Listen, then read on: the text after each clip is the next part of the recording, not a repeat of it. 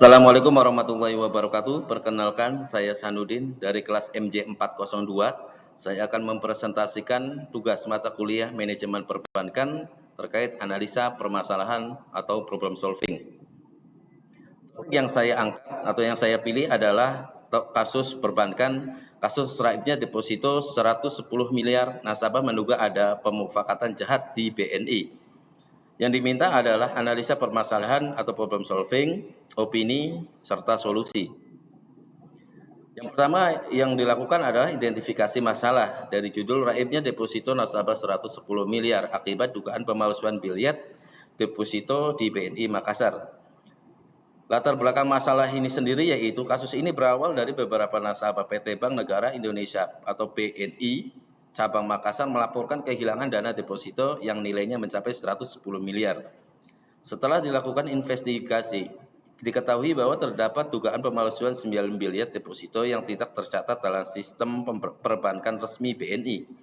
Pihak kepolisian menetapkan Melati Bunga Sombe sebagai seorang pegawai BNI bagian umum serta 2 orang lainnya sebagai tersangka.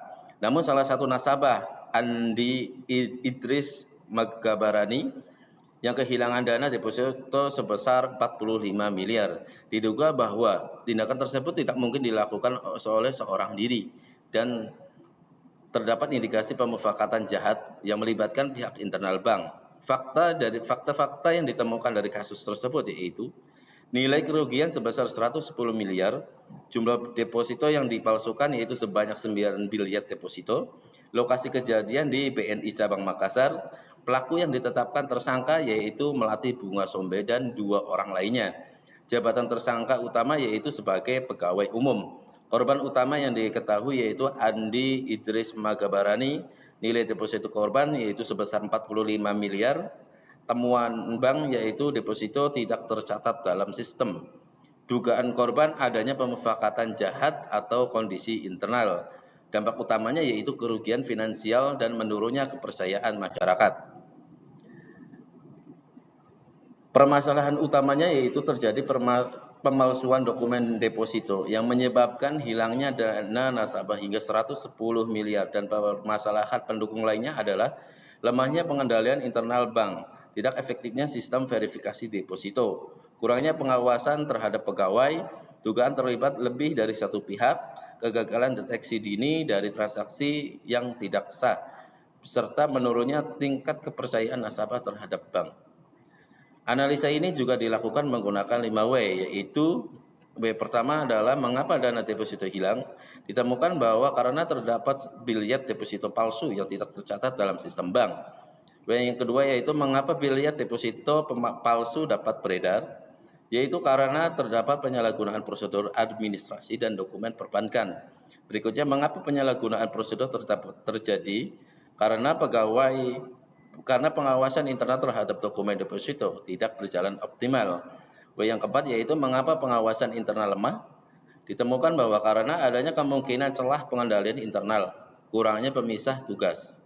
Dan yang terakhir yaitu mengapa celah tersebut tidak terdeteksi sejak awal, yaitu ditemukan karena sistem audit, monitoring, dan verifikasi belum mampu mendeteksi penyimpanan secara cepat. Setelah dilakukan analisis di 5W di atas, maka dapat diketahui bahwa akar masalahnya adalah kelemahan sistem pengendalian internal, kegagalan pengawasan dan audit internal, kurangnya penerapan prinsip check dan balance, dugaan kolusi atau pemufakatan internal, serta lemahnya sistem verifikasi keaslian deposito. Analisa permasalahan tersebut juga dilakukan menggunakan analisis SWOT sebagai berikut. Yang pertama adalah strength atau kekuatan. Hasil analisanya yaitu memiliki sistem perbankan yang terstandarisasi, memiliki unit audit internal, dan memiliki sistem teknologi informasi yang terintegrasi. Analisis SWOT yang kedua yaitu weakness atau kelemahan. Hasil analisisnya yaitu pengawasan internal kurang efektif, potensi penyalahgunaan wewenang, serta ketergantungan pada dokumen fisik.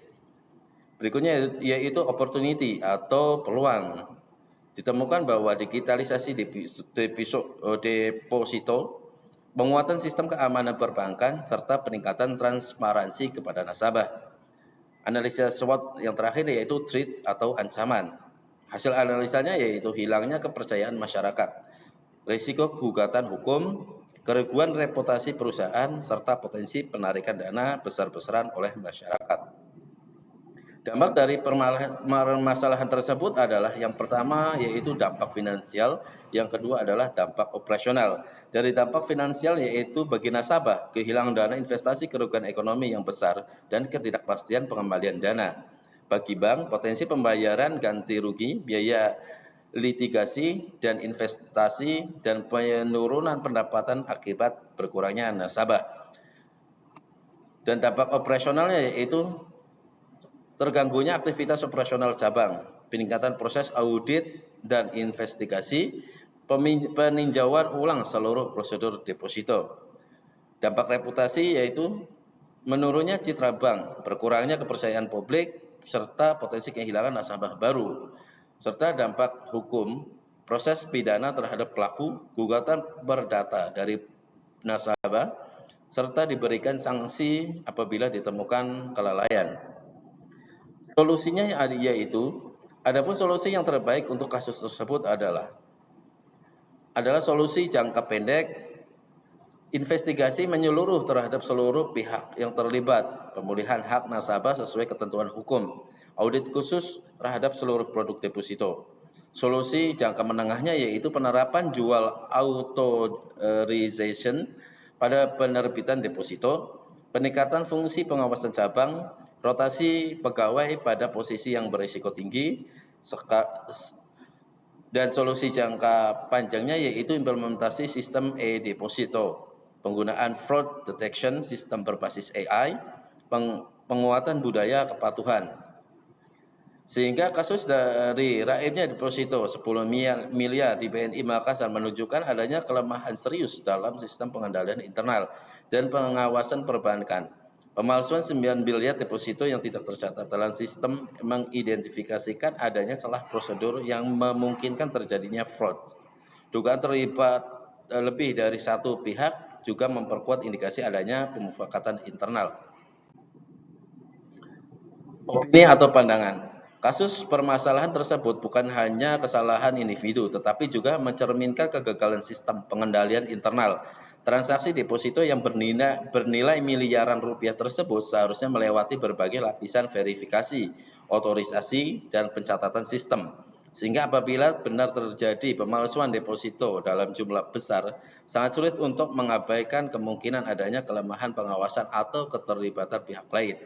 Kasus ini juga bisa menjadi pelajaran penting bagi industri perbankan bahwa teknologi, tata kelola perusahaan, dan budaya kepatuhan harus berjalan secara bersamaan untuk melindungi dana nasabah dan menjaga stabilitas kepercayaan masyarakat terhadap sistem perbankan nasional.